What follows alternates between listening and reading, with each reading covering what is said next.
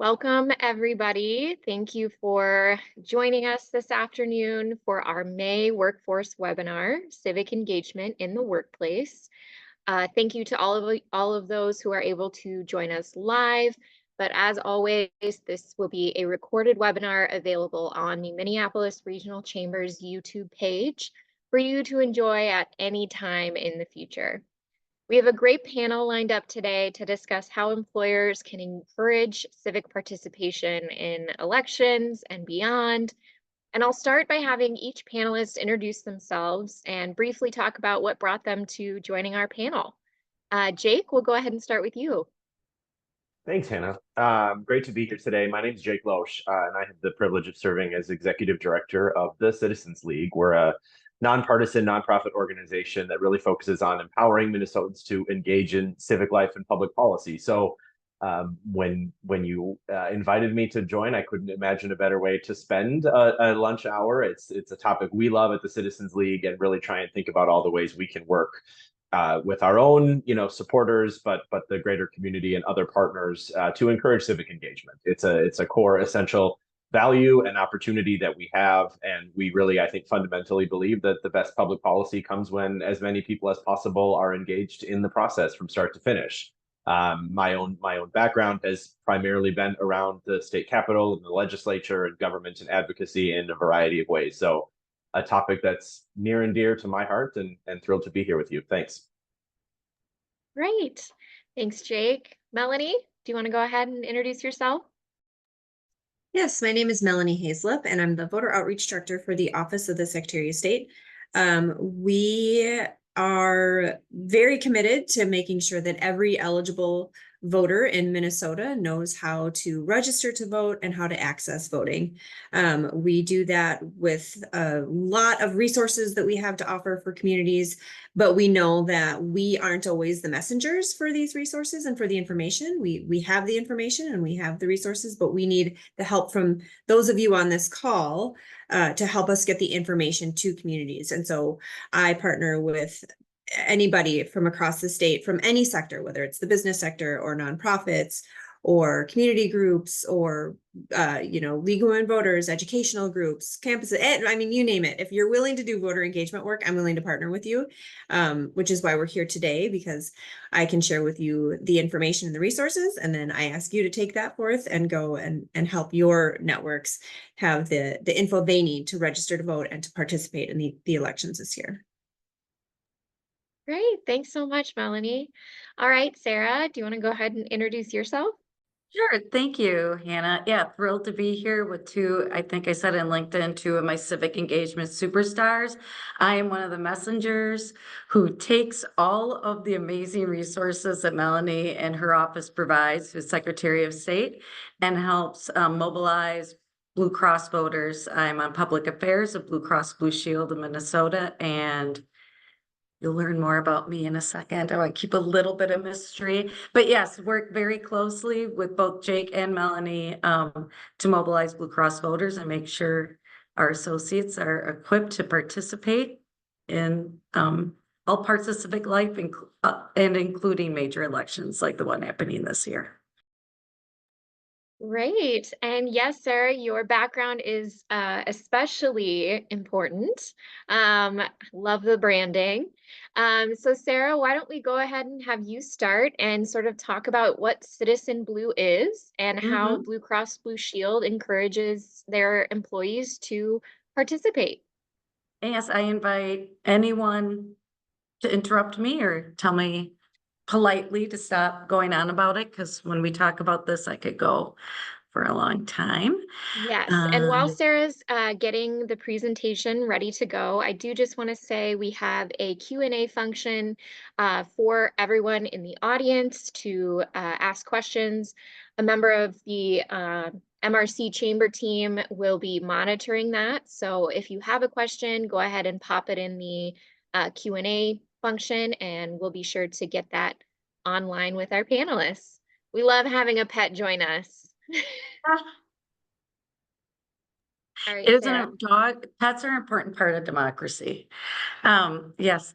Hi, so Sarah Kapleesh, Blue Cross Blue Shield. I'll start. If you are not yet one of the 2.5 million members that we serve in Minnesota, here is information about who we are. And then just to give a background of the landscape of my civic engagement work, Blue Cross has roughly 3,200 employees. Almost all live in Minnesota proper. We do have, some people on the borders, some Hudson and Fargo folks. It's mostly since COVID, a hybrid environment, meaning people maybe have 1 or 2 anchor days in the office. And then since we serve all 87 counties, we have associates who live in pretty much all 87 of those counties, and our up north rural Minnesota associates had a physical office in Virginia, but now most of those employees are fully remote. So that is the lay of the land that we'll be talking about. Part of my role on the public affairs team, the most joyous part of it is to lead the Citizen Blue program. Here's the mission. It's Blue Cross Blue Shield's grassroots program to educate employees about the political system, encourage participation in government at all levels, promote good citizenship, and stimulate interest in bringing about change through the democratic process. Our motto is "You matter." Your ideas and involvement in politics matter. The program tries to break down barriers between people and government and show that citizen involvement through voting, serving as a poll worker, getting involved in your community, contacting your legislators really makes a difference. We exist to give associates resources and education in when and where to vote, who their candidates are, and how to contact their legislators about issues that matter to them. Unless you are a Blue Cross associate on this call, you will not be able to visit our SharePoint site, but we also have that where we link with impunity to Citizens League and the Secretary of State office, I have to say. About Citizen Blue, and this is where, this is where my and Melanie's friendship ends, because she is in this picture, but cut off. It was created in 2000 as a nonpartisan, employee-led initiative focused on educating Blue Cross associates about the political system. We have close to 1,000 associate members, so it's about roughly 1/3 of our, our employees. You can choose to participate by just passively getting the information, or you can be involved and come to events. It's nonpartisan. That's really important to us. And it's also non-issue based. We're not gathering up associates to advocate on behalf of Blue Cross. If they want to advocate themselves or reach out to legislators about healthcare, that's fine.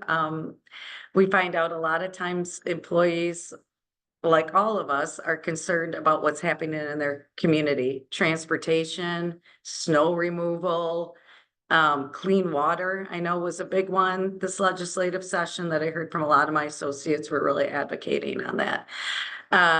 It's grassroots, it's employee run. It's run by a team of 14 associates from across the enterprise and across the state, and they lead all the programming and ideas for it. It's been nationally recognized by the Harvard School Kennedy Ash Center, Public Affairs Council, has had consistent leadership support from Blue Cross, which, as you know, makes a huge difference in my work.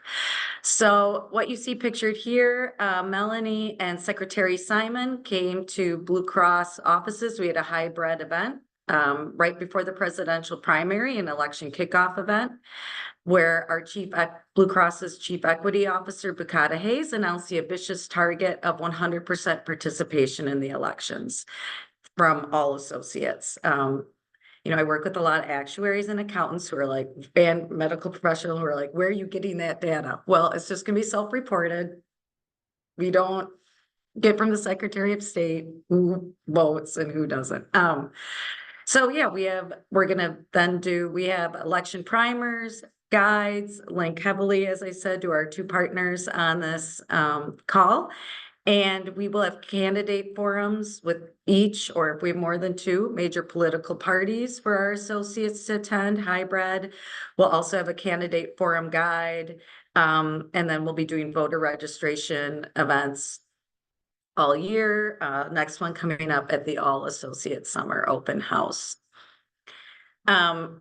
We consider every year a major election year, and gearing up associates, mobilizing them to participate in elections is one part of Citizen Blue, but every year we have regular communications and internal programs. Just this year, we had lunch and learns. Either these were hybrid or just online. So over lunch, hour to 45 minutes, we invited Tom Hauser from KSTP, Mary LaHammer from TPT Almanac, and Brianna Bursbach from Star Tribune, who all have done great reporting this last session. I would check them out. Who came in before session and talked about their role at the Capitol, talked about information literacy, which was, as I consider, a huge part of democracy and is really important to our associates. My colleague, Bahar Hussein, led a great just virtual lunch and learn right before session about how to track a bill.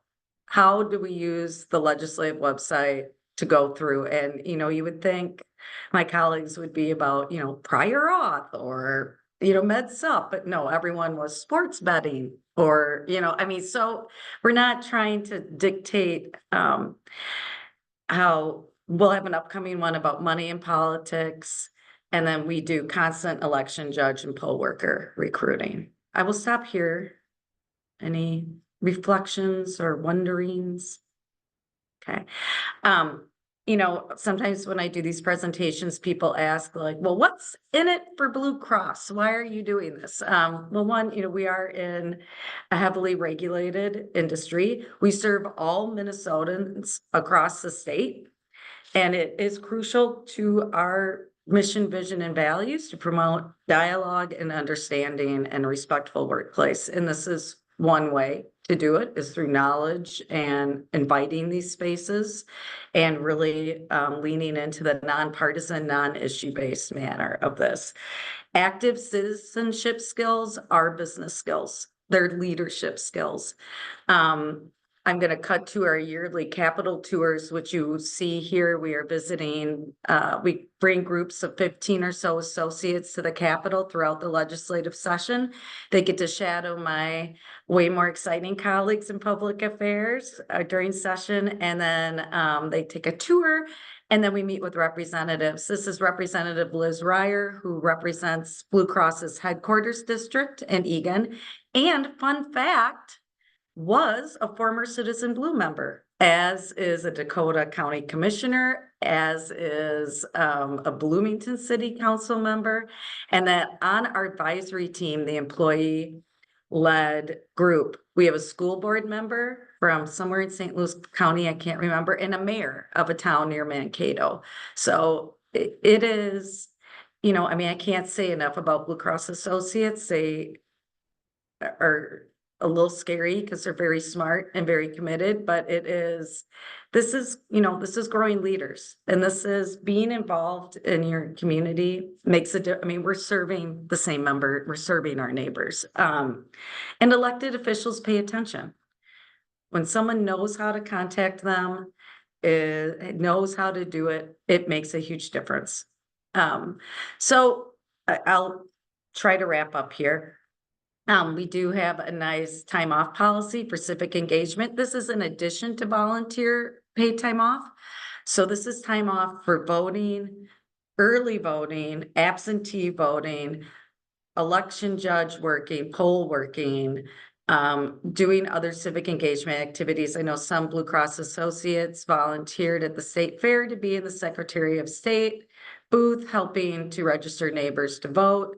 These sorts of things are encouraged, and there are time off policies that reflect that. And then we do sponsor events with great partners like Citizens League. We'll have an event coming up in the fall. And then we work closely with the Humphrey School of Public Affairs, just outside of elections, talking on issues that would impact our associates and our members.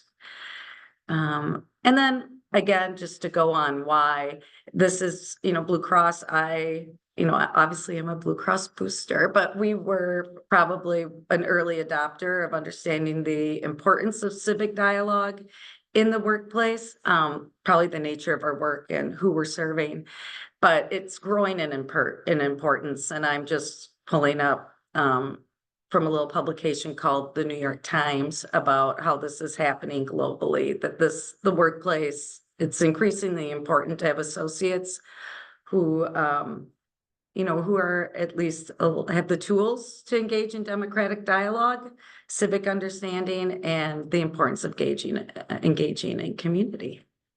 And please, anyone on this call or watching the recording, I could talk about this more than you might want, but happy to share any additional knowledge. So let me stop and thank you. Awesome. That was so great. Thank you so much, Sarah. But now you'll hear from how it all happens, the two Yes. engines behind. So that's actually really great. Talking about the partnerships that Blue Cross has with the other two organizations we have here today. Specifically, I want to pivot over to Melanie. We heard from Sarah about how a lot of the resources that Blue Cross Blue Shield uses and Citizens Blue promotes come from the Secretary of State's website. And I was just wondering if you could maybe give us a little overview of all of the different magnificent resources that the Secretary of State's office has, not just on their website, but also for employers to use in the workplace. Yeah, so Sarah exemplifies, Blue Cross Citizen Blue exemplifies what we hope for a partnership when we do this work. Like I said, we have just a wealth of information and knowledge available, and we just need to get it to Minnesotans. And what Citizens Blue does is exactly that. So I just can't emphasize enough how grateful we are to partners like Sarah and Citizen Blue and others that do this work. I can share my screen with you just to go through some of the resources that we have that you can find online. And then talk a little bit about other resources as well that you won't find on our website. So mnvotes.gov is really your one-stop shop. So mnvotes.gov, we say it all the time. Secretary Simon says it all the time. That is where you will find all of our elections and voting resources. Anything from this first page for the average voter, which are the things that we ask you all to share with your networks and with your communities, how to register to vote, where to find your polling place on election day. We also have great tools like the What's on My Ballot tool, which helps you find exactly what your ballot will look like when you go to vote on election day. For new voters or voters for maybe during like the 2022 election, when there was just about everything that you could possibly fit on a ballot was on a ballot during that election. It gives you the opportunity to see that ahead of time. One thing that I'll note that's brand new, we have several of these online interactive tools that now are not only available in English, but available in 10 other different languages as well, which is just an amazing new resource for Minnesotans. This one, requesting your absentee ballot and finding your polling place, as well as if you're a military or overseas voter, those tools are available in other languages. But specifically wanted to highlight for this group and for companies and businesses and organizations that are really promoting this type of engagement in their networks, we have the Get Involved page. And that is where you will find all kinds of great outreach materials that you can share with your networks. Anything from our outreach materials that are our fact sheets, which will show you all kinds of different topics and information. These are the new laws that were passed. These are not currently available in 11 different languages because they're at the translators as we speak, but they will soon also be available in those other languages. But you can see all these different topics that you can share with your networks. You can download these and print them yourself and share them electronically, share them in your physical spaces, or you can order them directly from our office and we'll mail them to you for free. They're just really great informational fact sheets. Another thing that I push a lot is our outreach toolkit, which really makes it easy for you. This will give you exactly what messages to send and when around specific election dates and times.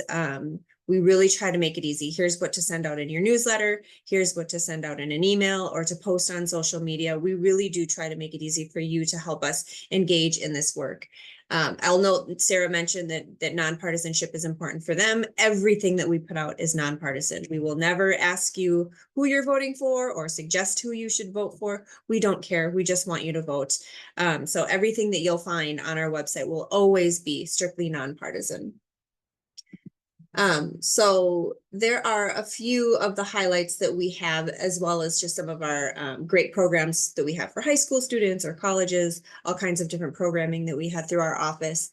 What's not highlighted here that I always push is the things that Sarah mentioned, having Secretary Simon come to your place of employment or coming to your community, or having me come and present a Voter 101, an informational session. Secretary Simon loves engaging in the community. He talks about all the time, his favorite part of his job is being out in the community and engaging with constituents across Minnesota. So anytime we can make that work in his schedule, he'll be there. If he can't, there's usually someone from our office who can be there.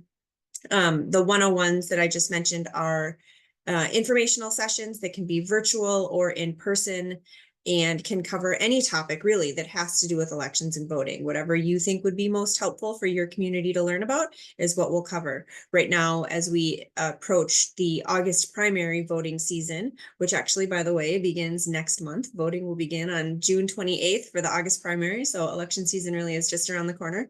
I'm scheduling a lot of August primary 101s. So for communities that want to make sure everybody knows not only how to vote in the primary, but why. Why should they vote in the primary? What is it? Why do I care? So scheduling those 101s, I'm happy to share my contact information with anybody who's interested in either having an event with Secretary Simon or me. Those are some really great resources that we have to offer. And then any questions that you have as you're going through trying to figure out how do I share this information with my community, we're just always available. There's several members on my outreach team, and somebody's always available to answer questions either over the phone or via email, whatever is best for you. There's no question too small. We're always happy to help answer questions for folks who are trying to get this information to their communities.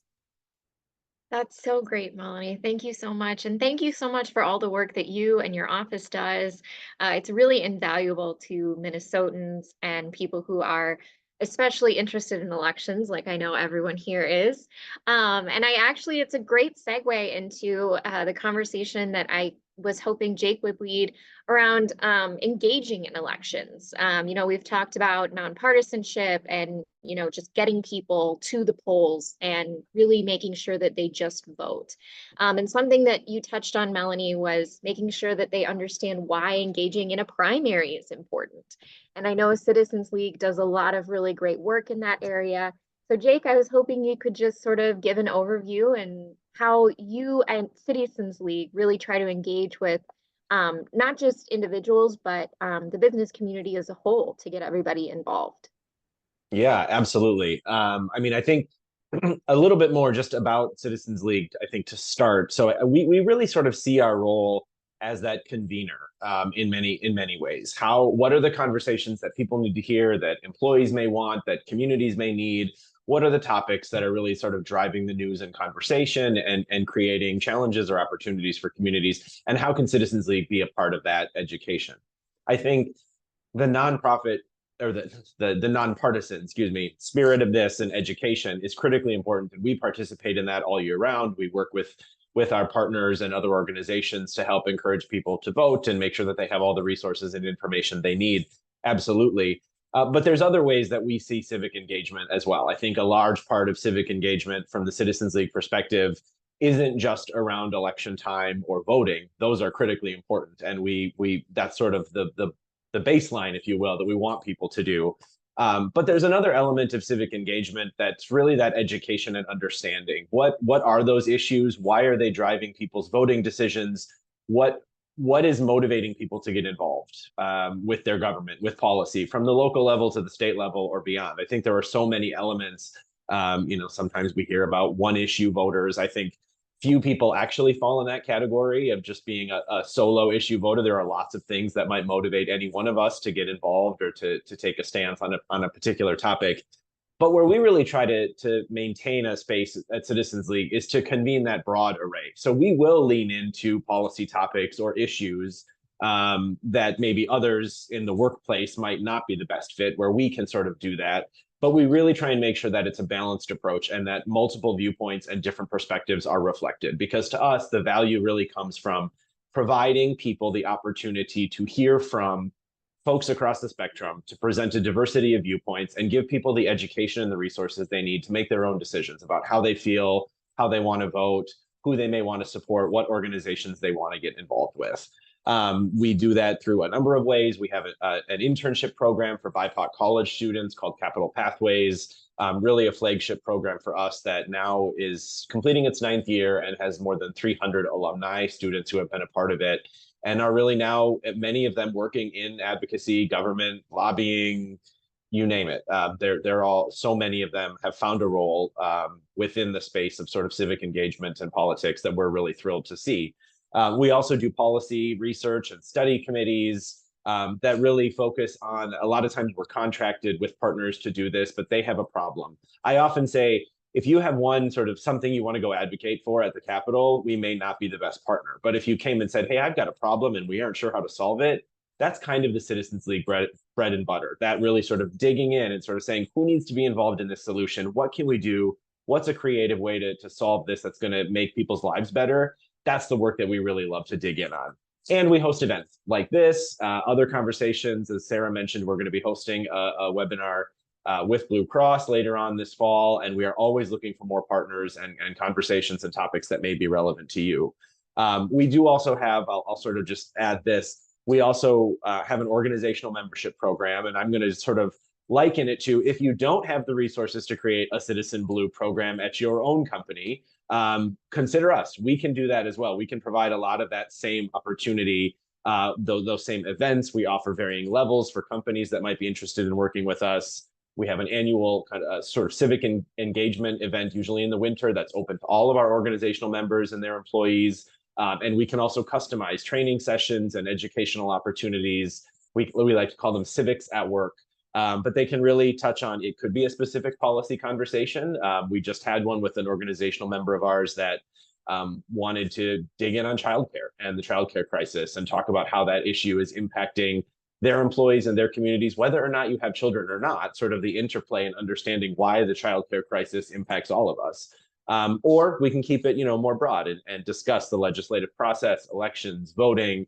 We will, of course, use a ton of those resources that Melanie and the Secretary of State's office provides, because they are really fantastic.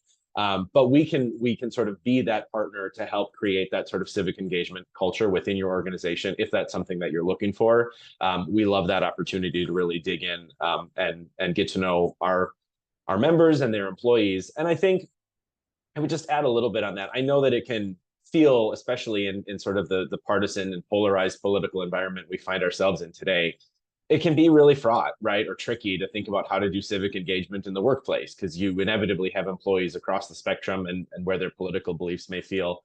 But there absolutely is a way to do that in a nonpartisan way. The Secretary of State's office, Blue Cross, is modeling that with Citizen Blue in a really great fashion. And I would sort of flip it on its head, right? The partisanship and polarization that we see today, my big fear is that it leads people to tune out. They just say, it's just too complicated. I don't want to be a part of it. I'm going to throw my hands up. I'm not going to vote. My vote doesn't matter. I can't do anything to fix this problem, right? The antidote to that is civic engagement. It's giving people the resources and information and education that they need. It's providing that space within a workplace to say, no, this is important. This is part of being an active citizen.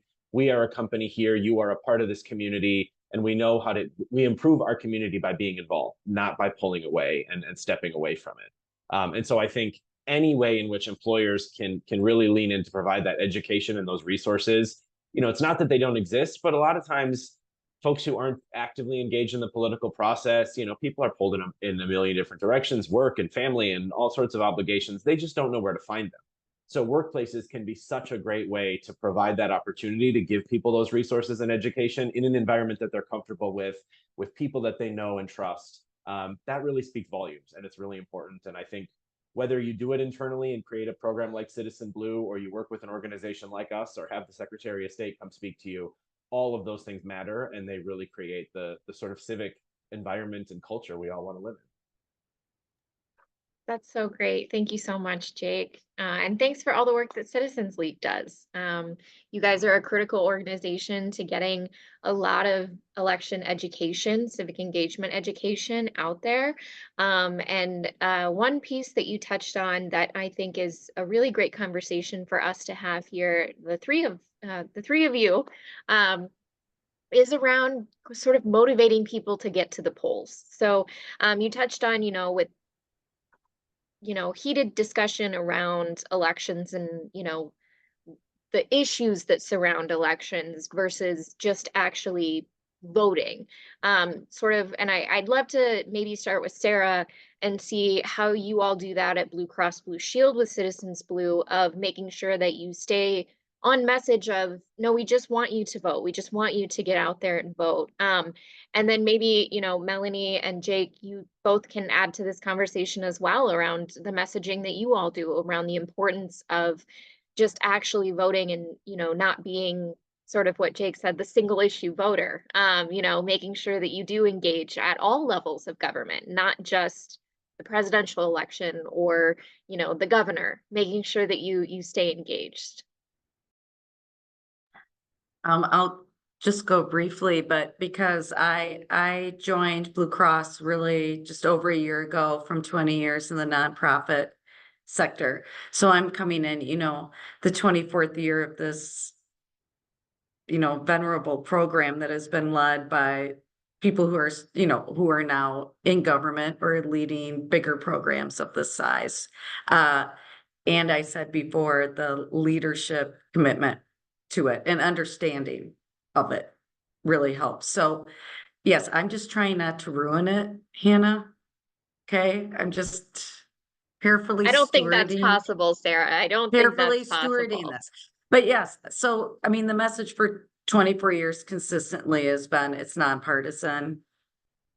We work, some healthcare initiatives and policies are partisan right now.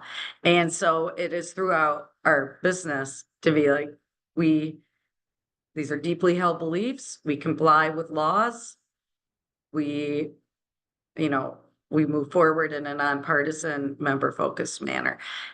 It is, we have a lot of employees, a lot of ideas, and it is really connected to us. There are many studies out right now. There's this great group that I know Melanie and I've interacted with, Healthy Democracy, Healthy People, that have a health index with when you're in a state that has great, accessible voting and democracy is abundant, like Minnesota. Health policies are more inclusive and social determinants of health across communities are better. It's just like, it's a straight correlation between, so I'm saying this knowing that not everyone works in a business where the lines are, the correlation and causations are so stark. But being able to frame our conversations like that really helps. We have to have them all the time. So I don't know. We'll let the other two geniuses weigh in.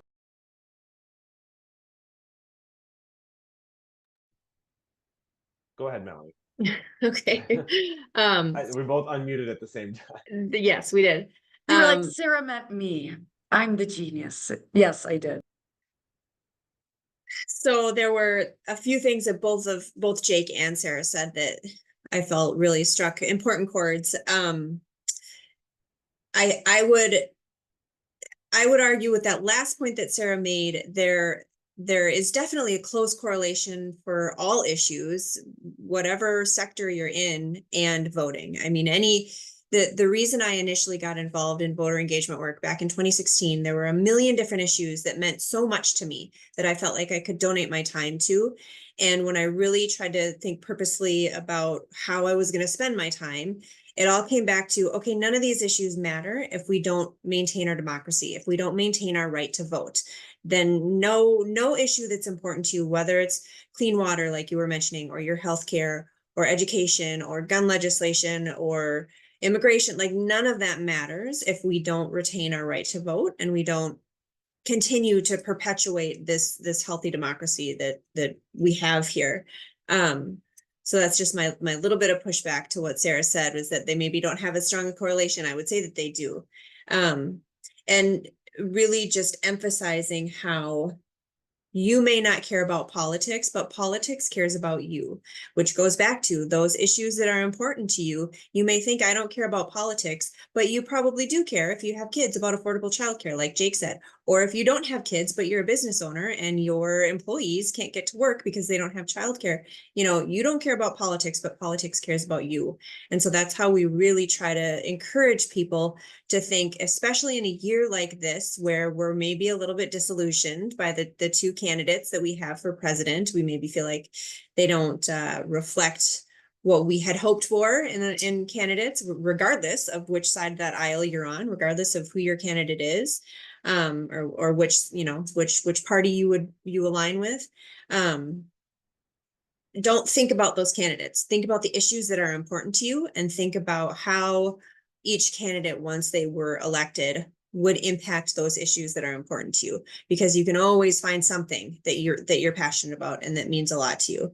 And then like there was a mention earlier of you know, making sure that voting happens in every year, in odd years and even years, not just every 4 years, but every single year. There were elections across the state last year in Minnesota. We're really trying to reshift the thinking from it's an off year to it's a local election year. There were local elections in Minneapolis and St. Paul and a whole bunch of other jurisdictions. And the local elections are really where the things that impact your day-to-day life are determined. So if you think about us as Minnesotans, especially me living in St. Paul, we like to complain about our snowplows. We also had a huge deal about the garbage haulers in Minnesota a couple of years ago.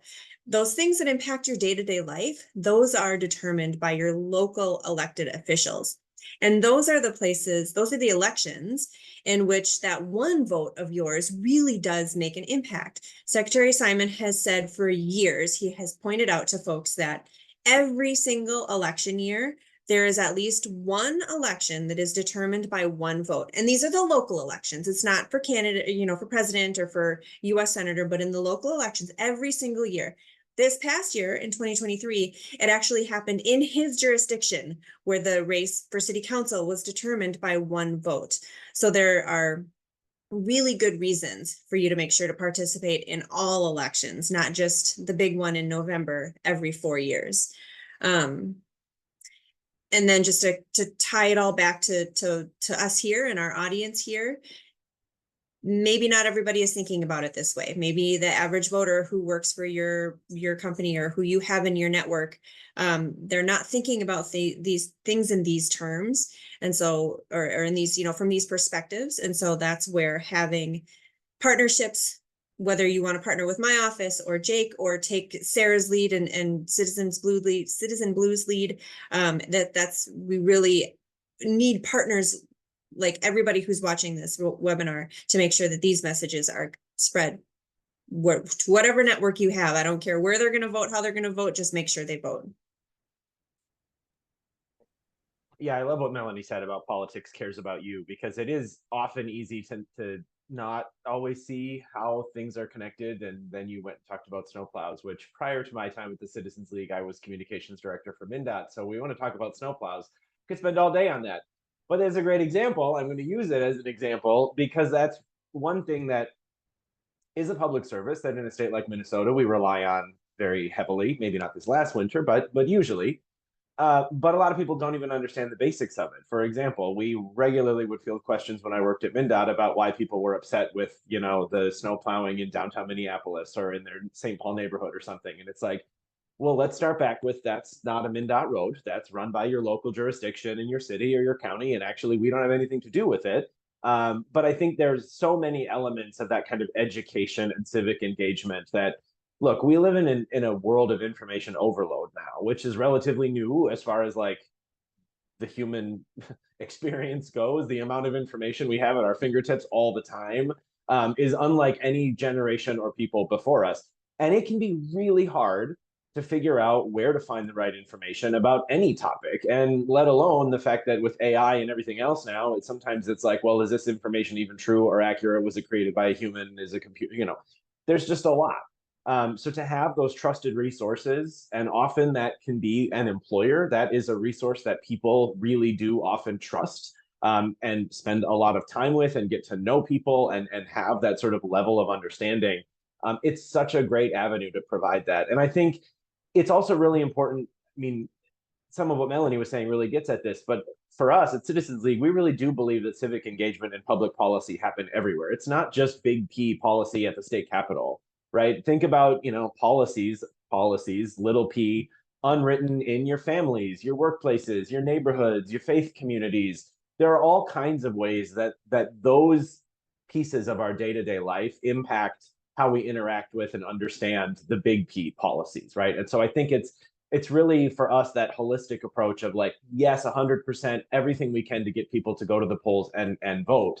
But the step beyond, or maybe before that, also includes, do you know why you're voting and what issues are motivating you to make those decisions, right? And that's where I see there just continues to be a lot of opportunity and no shortage of topics where that sort of and sort of nonpartisan from the perspective of, we make sure that there are multiple perspectives reflected so you can have the information and hear from people about topics that matter to you and understand where different sides of an issue might be.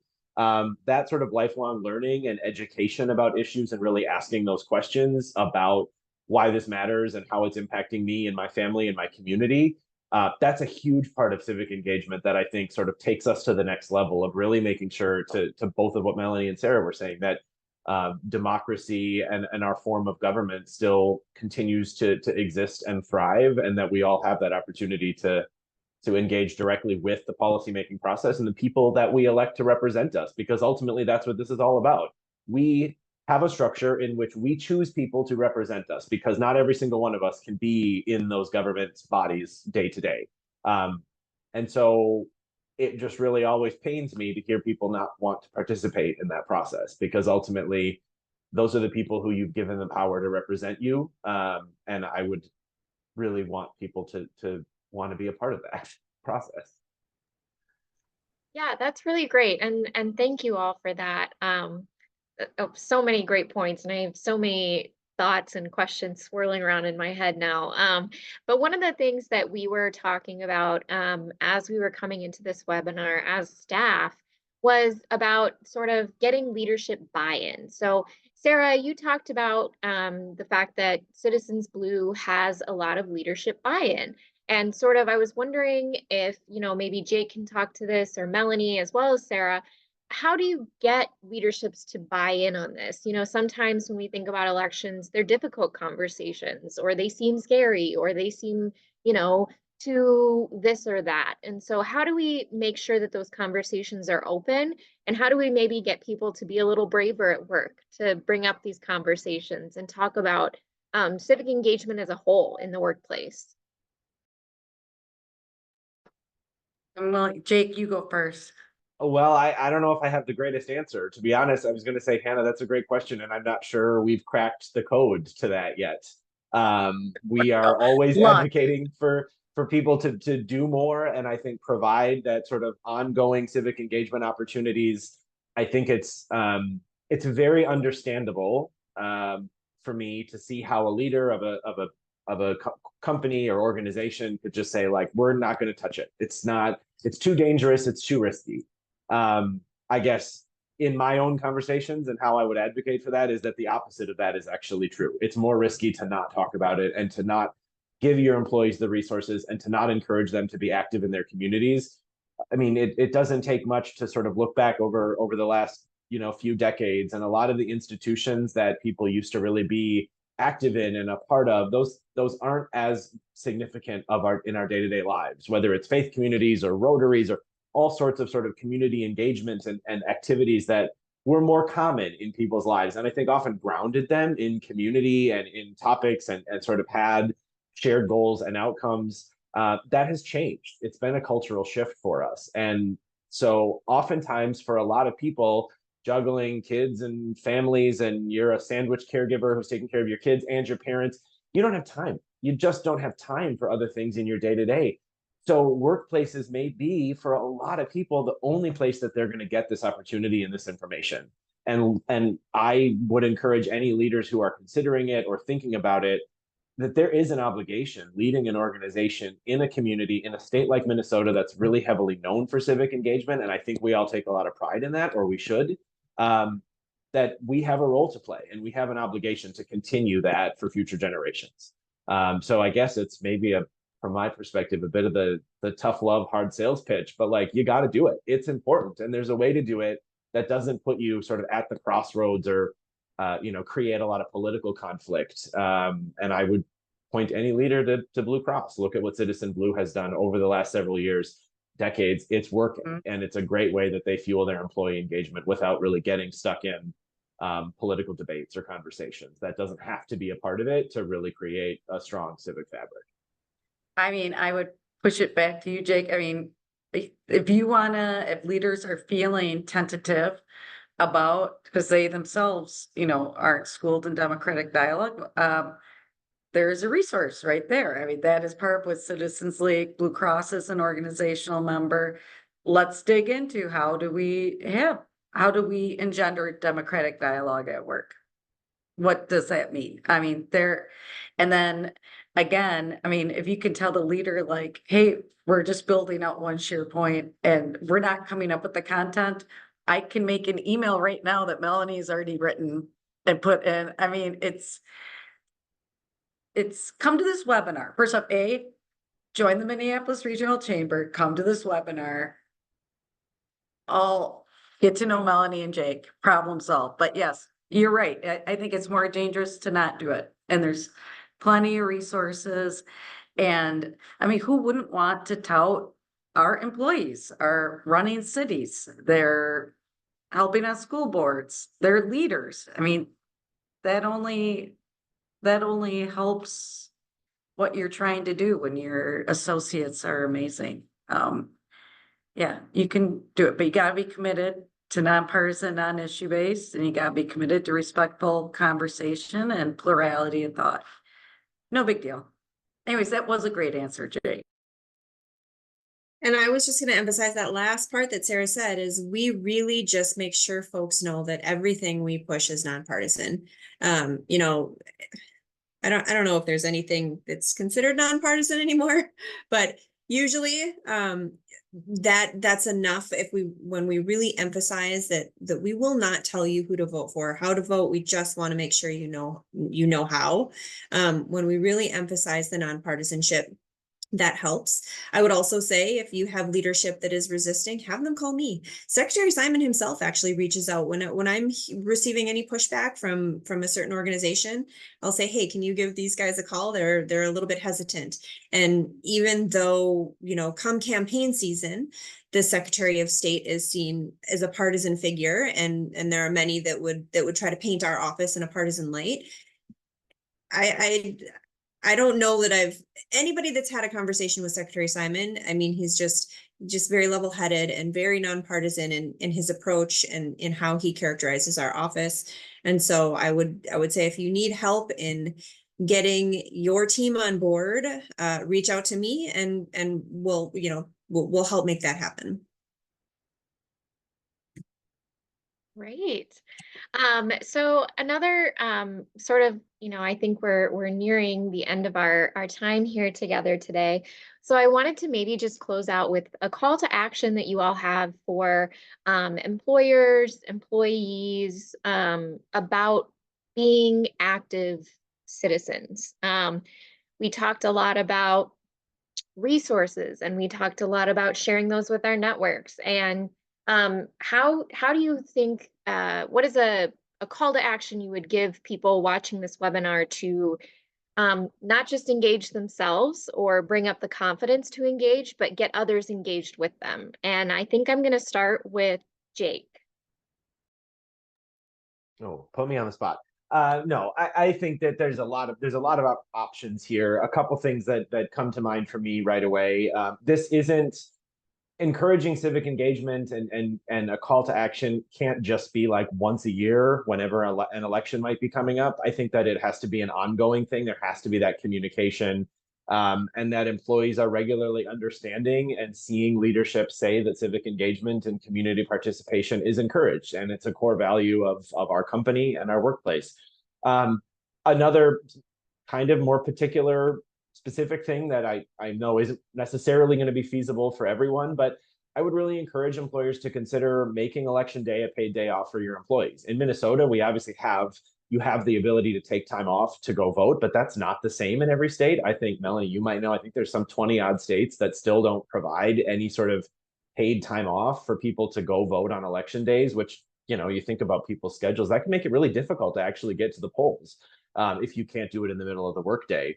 I know that it may not be feasible for everyone, but sort of you're not telling anyone how to vote, but you're setting that standard that voting and creating opportunities to be an election judge or help get your neighbors to the polls, all of those things matter and are part of that sort of civic engagement and participation. So if that's something that you can consider, we do it at the Citizens League. Of course we do. We're a civic engagement. We want our people to go be involved. So but I think it's a great gesture that can really just acknowledge whether or not we ever get it to be a federal or a state holiday. It's a way that a company can say, we really value this and we want you to vote and participate. Great. Thanks, Jake. All right, Sarah, I'm going to put you on the spot next. Yeah, thank you. Jake had a great idea. I also would say, just start with yourself. Check out your registration. Go to the Secretary of State website, see what's there. Attend Citizen League's event. I would start, before you proselytize or try to change where you work, make sure that you feel comfortable with it. And there's many resources, and then start that way. Yeah. Or, be like, wow, why isn't our place like Blue Cross? Start bringing that up a lot with my name. That's great. Yeah. That's self-serving, but I think that's great. We're here to promote. There's a lot of resources, and I think just starting, growing your own civic engagement leader and feeling comfortable there would be my call to action. Great. Awesome. And then we're going to end with Melanie. I can make this call to action really easy. Just contact me. I put my email and my cell in the chat, and I saw Maddie did as well. I say that because we really can have a one-on-one conversation and tailor what resources we can offer you to whatever your needs are. We really do try to make it easy for you to be able to provide this information to your business, to your network, whatever your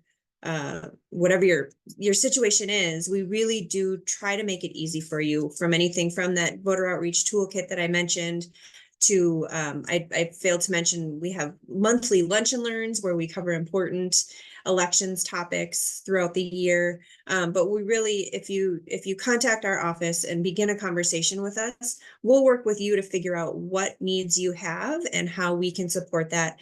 We'll direct you to all of the appropriate links and resources on our website. We'll get Secretary Simon to come to your place if that's something that you're interested in. But really, my call to action for you is just to email me or to call my cell, and we'll figure out how to make voter engagement a part of the work that you do. That's so great. Well, I just want to thank Jake, Melanie, Sarah one more time for agreeing to be a part of this panel. This has been such a wonderful, robust discussion about everything related to civic engagement. And I want to thank everyone who joined us today live, but also who may be joining us in the future, watching this on our YouTube page. As always, if you have any questions about elections relating to how your employers can be more involved, you can reach out to us at the chamber, and we are more than happy to maybe skirt you over to one of these great panelists here. As a reminder, these are recorded, so these will be available for future dates. And just, yeah, thank you everyone for being here with us today. And we look forward to hopefully seeing you at future elections events across the state. Thank you, Hannah. Thank you. Thanks, Hannah. Thanks, Sarah, everyone. Melanie, thanks for all your great Thanks. work. Yeah, thanks, you too. Bye. Bye.